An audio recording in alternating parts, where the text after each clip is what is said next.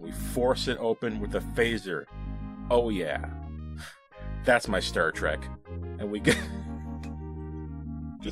just force it. Just force it. We can't figure it out. Just freaking force it. Why not?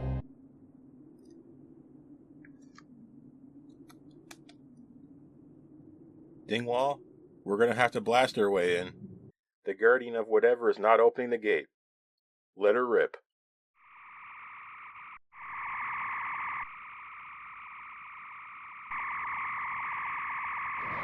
Hello. Welcome to the final episode of Season 3 of Strange New Worlds. That's the 10th episode. New Life and New Civilizations. And yes, I think they named this episode before they wrote it. I think this is another one for the pile of names of episodes that have, an outsized importance placed on the name.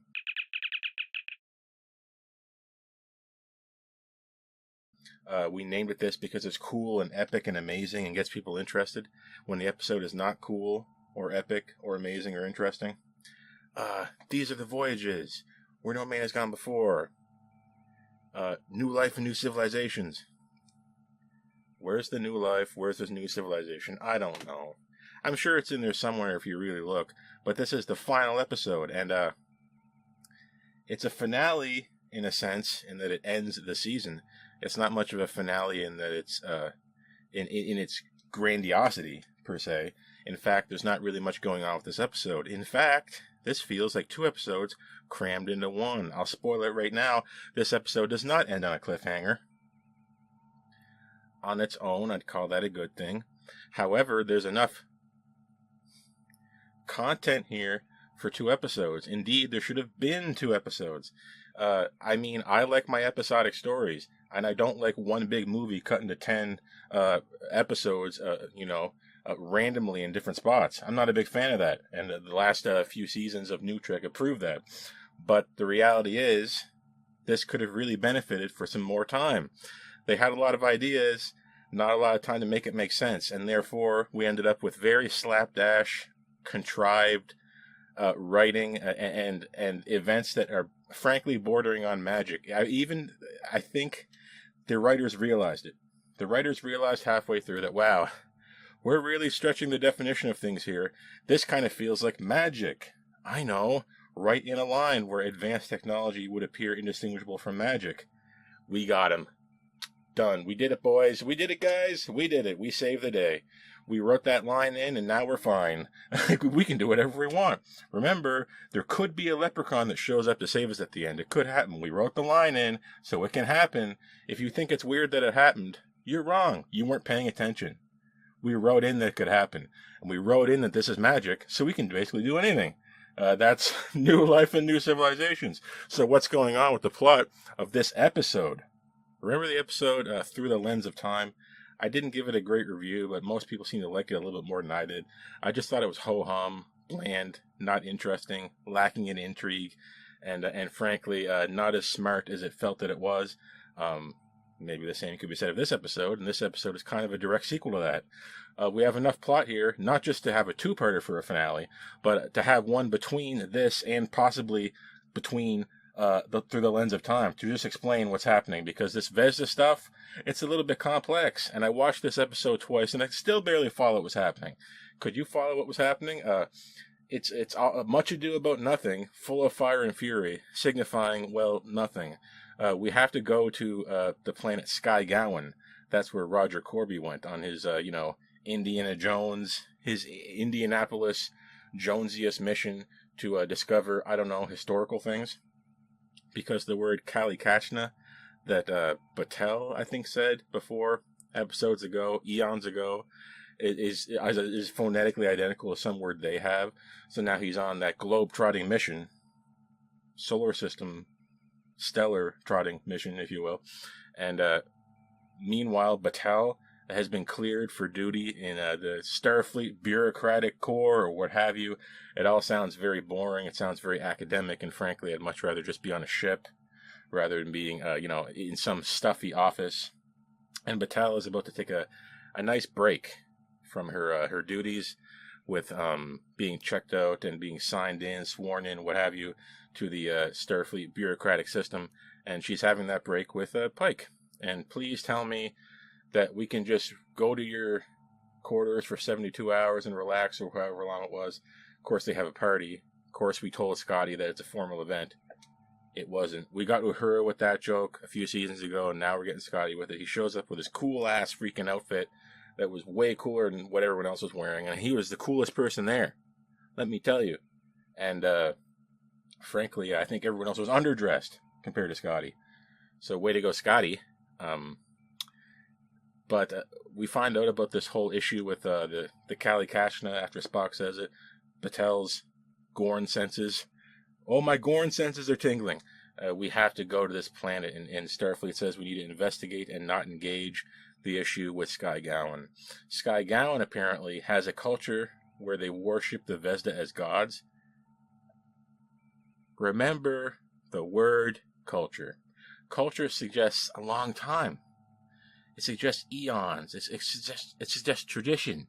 It suggests things passed down inside of families, inside lineage, time. Right.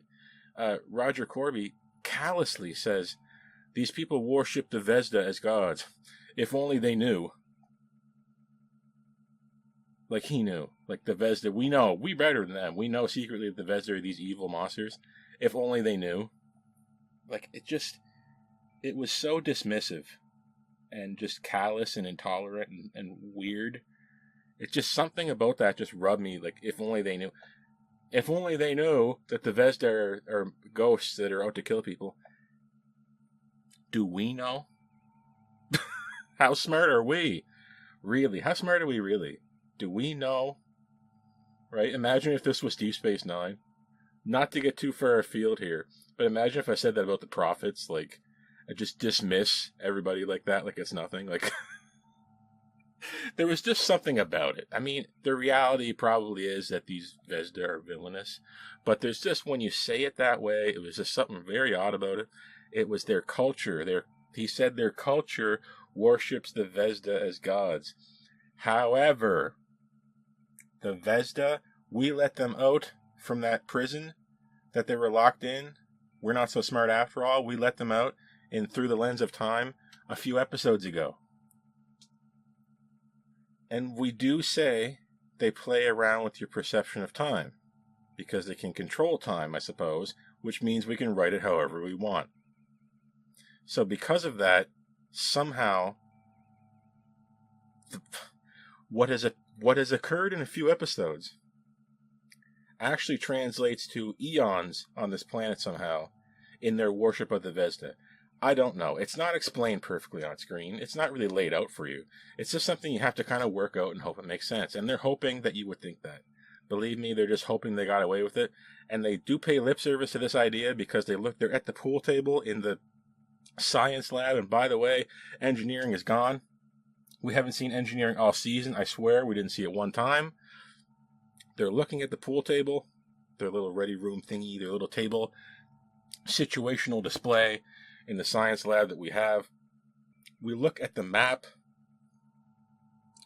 Oh, the medical transporter, somehow the Vesda that we beamed inside of the transport buffer in the medical lab somehow reconstituted itself physically and activated the transporter on its own and transported itself off the ship through a ley line in space because of the way interdimensional physics works. And the ship passed this ley line at a previously unknown time, episodes ago, and that's how the Vesda, reconstituted in the body of Gamble, got to Sky Gowan. I'm serious. That's what happened. Now you're probably saying, wow, we really could have used another episode there. It kind of feels like you guys wrote this in a hurry. It kind of feels like this is written really slapdash and juvenile. Oh, wow. Wait a minute. How does the Vesda that we trapped inside the transport buffer in the medical lab get to Sky Gowan and then influenced their culture. Well, we don't have enough time, number one, and we don't have an episode where we stopped at Sky Gowan and it left the ship.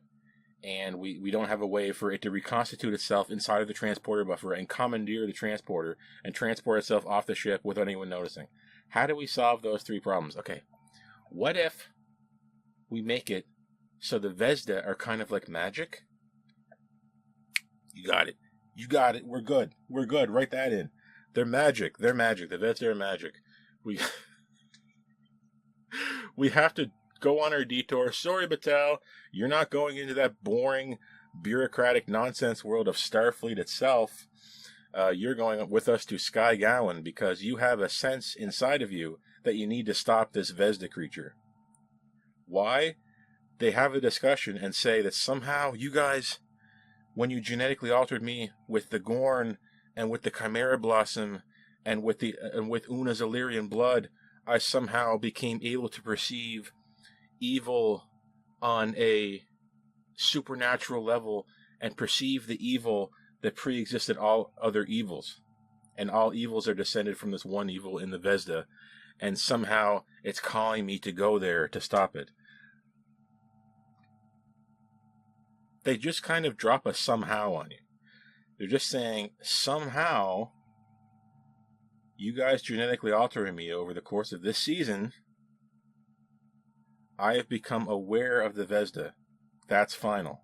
That's it. That's the explanation.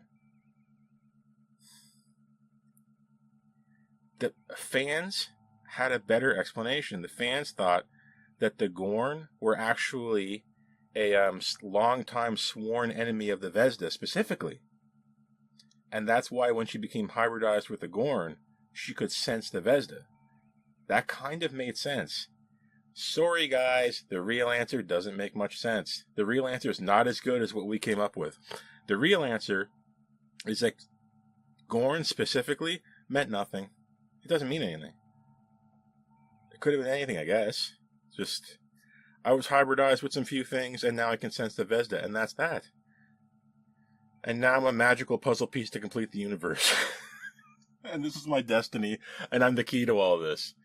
Oh my goodness. Oh my goodness. This entire season is about some kind of romance. This time it's Batel. It never ended. 8 out of the 10 episodes, I believe, had at least 8, maybe 7, had romance as a key element that you could not ignore in every single episode.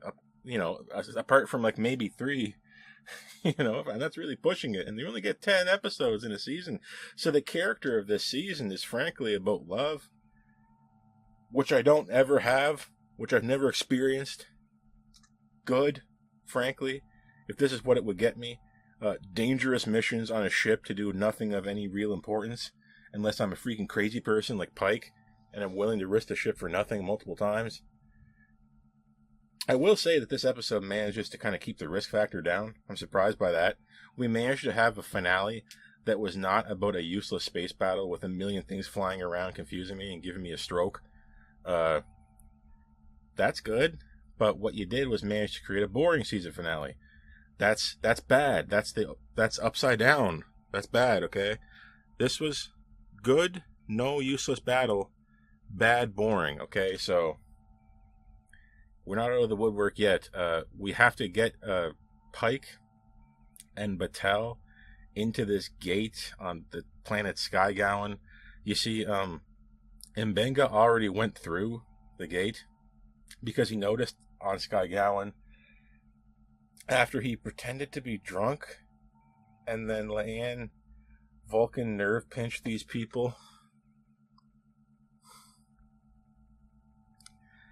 That's how they got through the gate to the Vesda thing. They pretended to be drunk and then they nerve pinched them, and then when they got through, Mbenga saw that there was Swahili writing on the door, which was a language that he spoke before, and he says it's describing his life, and there's things written on this that shouldn't be written on it, suggesting that this thing is either extremely old or omnipresent in some way, you know, mentally. how, why, when, who, what, where. Obviously, we're scratching the surface of something much more intriguing than what we actually got. Explanations, please. How does this work? We're watching Star Trek. We need to know how it works, why it works. There's a method to its madness. Surely there's a way it can actually do this. Why are these things written on this alien artifact in languages that were from Earth? Why are we believing that all evil somehow branches from some original Vesda evil? Why are we saying that all these species have a sense of good and evil? What are you talking about? What do you mean? How do I put that down on paper? What are you talking about? We have a sense of good and evil. What does that mean? That's not a strategy. What are you talking about? Regardless, Mbenga gets to go in through this gate. He gets through the gate, talks to Gamble, and Gamble says something about duality. Remember Gamble, Nurse Gamble, that character we met for 1 second and then we killed him and now he's back as the bad guy? Wouldn't this be cool if we cared about Gamble? Wouldn't this episode be cool if we cared about Batel? You've only had her there for every episode of this season, and we never really delved into her problems. We never really delved into what it means to be hybridized with the Gorn. We never really delved into what it means to be, being some kind of supernatural enemy to the Vesda. What does it mean? We had 10 episodes to figure it out, and we didn't figure anything out, and now we're at the end. And by the way, Gamble and Mbenga, they say that they need to go through the gate together. So the gate is magically locked if you have, and you can only go through if you have duality that Mbenga has with Gamble for some reason. What does it mean? What are they talking about? We're writing, we have these plot threads, these plot ideas, these plot beats. We'll write the first few sentences and then we won't finish the paragraph, and then we'll just ram it all together, call it a script. It should have been 2 episodes.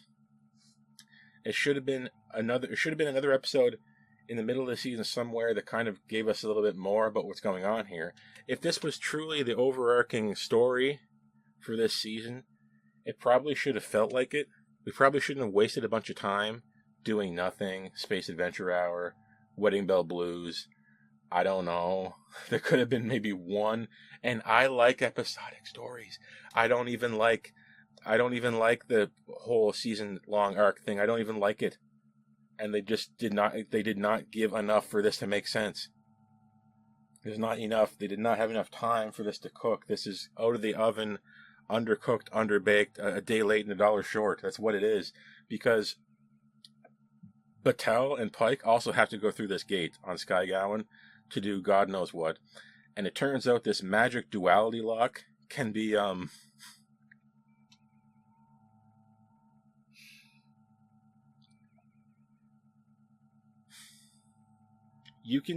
this lock, it's magic, but magic is nothing compared to a freaking phaser, because it turns out that the Farragut and the Enterprise can both shoot it with a phaser at just the right time to force it open, and they even are talking about the wattage of these weapons. So we are strictly saying that this device, while magic, while belonging to a technology we cannot possibly comprehend, we can just beat it with raw power.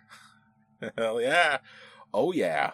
So we have the Farragut and the Enterprise, after a mind meld between Spock and Kirk, so that they can operate in exact unison. Because one mess up, and I think we will destroy the freaking planet. We can force the door open by phasering it from space. And the ships have to spin when they're doing it. I don't know why. Does this have something to do with duality? Does Spock and Kirk duality because these two characters are magic and they're important to us and therefore are important to the universe? Is that what's going on? The duality? Did I just realize that? I bet you the writers didn't realize that. I think I just figured it out. But that's how we get the door open. We force it open with a phaser. Oh yeah. That's my Star Trek. And we get... just force it. Just force it. You can't figure it out. Just freaking force it. Why not? The ships are very powerful. Use their weapons. Just force it open. That's exactly what we do. And Batel and Pike go through the door to meet Gamble, the arch villain of this season, I suppose, who we barely know anything about, other than he should not have been on the away mission he was on, with an admittedly very cool kind of headdress and outfit on, having become the spiritual leader, god of the people on Sky Gowan. I have no idea how this happened this fast.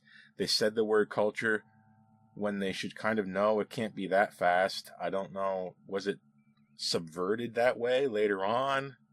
How long have they been worshipping the Vesda? What is the time frame? It's not clear, which leads me to suspect that they did not want it to be clear because they knew it didn't really quite make a heck of a lot of sense. Anyway, what follows now is about a third of the episode.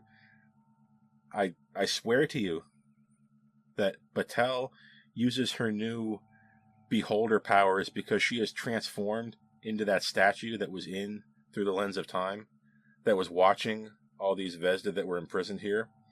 She has to become that statue and stay there, and that's kind of how she quote-unquote dies. She uses her time-bending abilities that she has gotten from however you think she got it is how she got it. She uses these time powers to, I swear, give Pike a inner light TNG style vision of his entire life had he not succumbed to the injury that would eventually lead him to where we know him to be in the menagerie from TOS. Not to dig up TOS, but we know that Pike knows that his fate is sealed. He knows how he's going to quote unquote die, right, in a sense. But he wanted to have a full life, where they become old with Batel. And she gave him that in an instant. I suppose he lived through the entire life. I don't know for sure if he physically did, or felt that he did, or the time actually took that long. I don't know. But what ensues is the inner light, but on what I assume is Earth, where we see Batel and Pike gradually put more and more old person makeup on as they get older. We see their kid. We see them at various moments in their history together, and then we all leads up to the final moment where Pike has to answer the door, which turns out to be Gamble. Every moment in this sequence is punctuated by Pike answering the door, and gradually the person at the door is more and more in the unfortunate reality that this episode takes place in, and not in this fantasy. So Pike leaves his go watch TNG The Inner Light. If you don't know what I'm talking about, I'm not going to tell you what happens. But what happens here is that Pike experiences his entire lifetime as if it were normal, so to speak. And Batel kind of gives this to him as a gift, as a parting gift, because after this, when he wakes back and snaps back to reality, Batel is able to defeat Gamble, the Vesda, and oh my goodness, the freaking writing.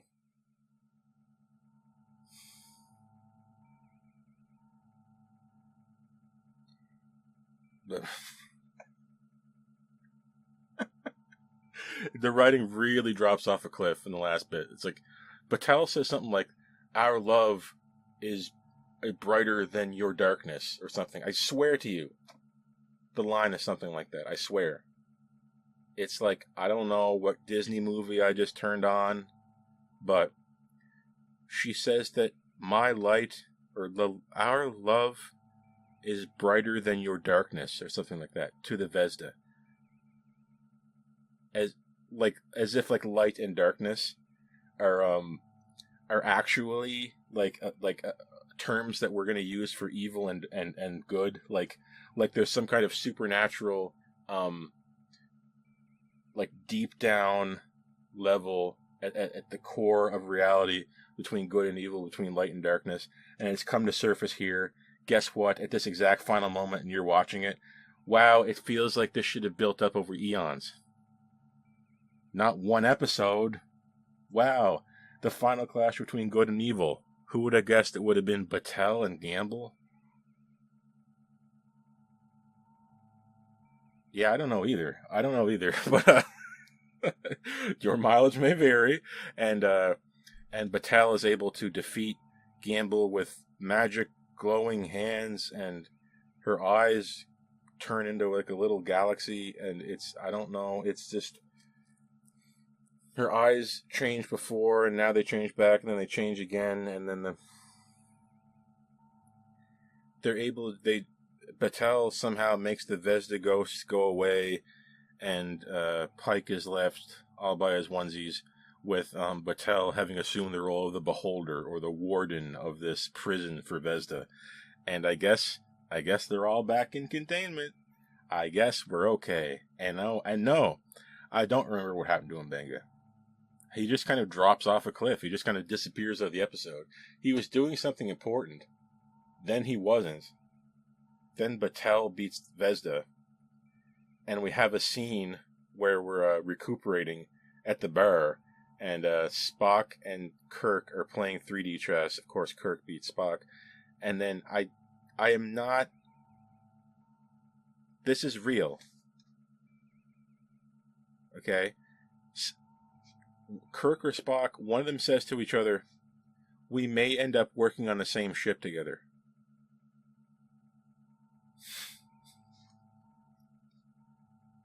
It's just comedy. This is just comical. Who wrote this? What kind of... Think about this taking place in an actual reality. Just think about it. You know, Spock, we may end up working on a ship together. And then Spock says, somehow I don't think that's the last we saw of Jim Kirk. That's not what he says, but he might as well have. We're halfway there. It is not, they're writing, whoever is writing this, it does not feel like it takes place in reality. It takes place in some kind of strange, superimposed hyper-reality over the reality of Star Trek. It's wink, wink Star Trek. It's like, this is Star Trek, right? Wink, wink. And it's the Star Trek that is like an eggshell over the actual Star Trek, where it knows about Star Trek. It's like the writers are savvy about Star Trek, and are writing Star Trek into the script, and not having the script written inside of the reality of Star Trek. Okay? Magic is here. We beat magic with magic. Great. Oh, that's awesome. And then Spock and Kirk are talking about how they may work on a ship together in the future. Ha ha ha. Wink wink.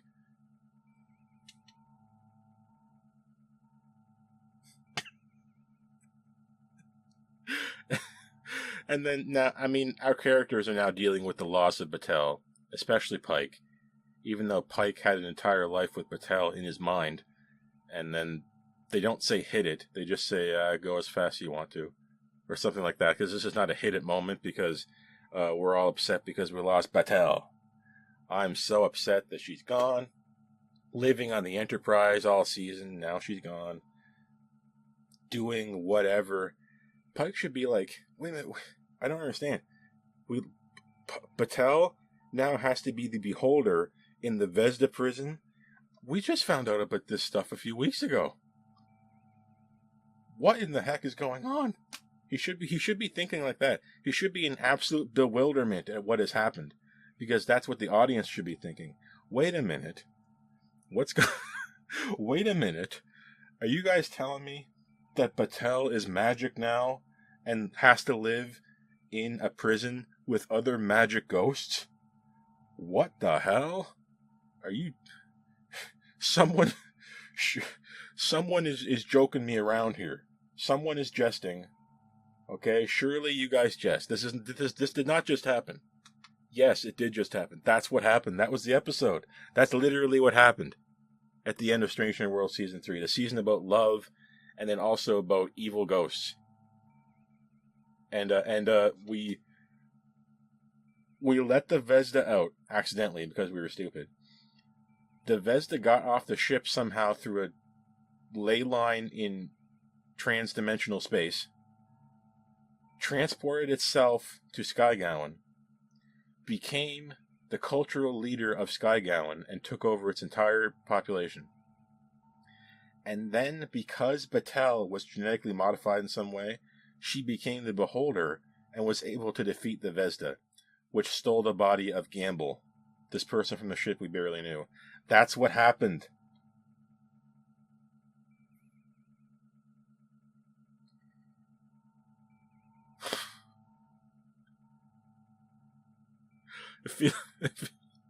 And it turns out that we are actually literally saying in dialogue that all species have a concept of good and evil, and Vesda are evil, and Batel is good in a thematic sense, even though they're just people. Where is this coming from? What franchise is this? What genre is this? What are we writing, people? What are we doing here, people? Star Trek Strange New Worlds Season 3 is over. I'm not exactly, disappointed it's gone, but it's gone. I frankly think every season has been worse than the last. Season 3 is worse than 2, and 2 is worse than 1. That's just how I feel. But, of course, your mileage may vary. If you were very, very into the Batel thing, with Batel and Pike, you might get a lot more out of this than me. If you're very into this Vesda plotline, you may get something here. If you thought the Gorn were going to be important to the Vesda plotline, you're going to be disappointed, because it really feels like there's no serious connection there, and it could have been written a lot better. We need a rewrite completely, and we need another episode that involves this in order to really bring this home. And frankly, they didn't do it. I'm thankful we didn't get a cliffhanger. I'm thankful we didn't get a pure action nightmare, aneurysm-inducing episode in the finale. I'm glad for those things. Believe me, I'm being honest. I'm going to praise it where it's due. But musically, your finale should be a little bit more bombastic than this. Visually, it was pretty cool. I liked Skygowan, the way the structures kind of floated in the air, and where we went to in that prison place, looking like it was in space, but not really. That was kind of cool. And Gamble's outfit was pretty cool. His headdress was pretty sick. And it would have been cool if we had kind of locked horns with Gamble before this. Evil Vesda Gamble. And then got the idea for where we were going with this season's plot. And then thematically, the most important thing, your theme, I don't know, duality between Mbenga and Gamble, between Spock and Kirk, between Batel and Pike. Is that what we're saying? It's very, very, very surface level, skipping a rock on the ocean of themes and skipping over the top and never quite getting in the water. Good versus evil. It's very like a yin and yang type thing we're trying to show you, but we're just kind of failing. It's like I said before, it's half baked. It's not good half baked like cookie dough maybe. It's like bad half baked like a chicken breast where you're not supposed to really eat it. It's kind of ooh, it's a little raw inside. Am I gonna die? That's kind of how I felt with this episode, thematically anyway. And with all that out of the way, I'm going to have to go ahead and give the season finale for Strange New Worlds Season 3. I'm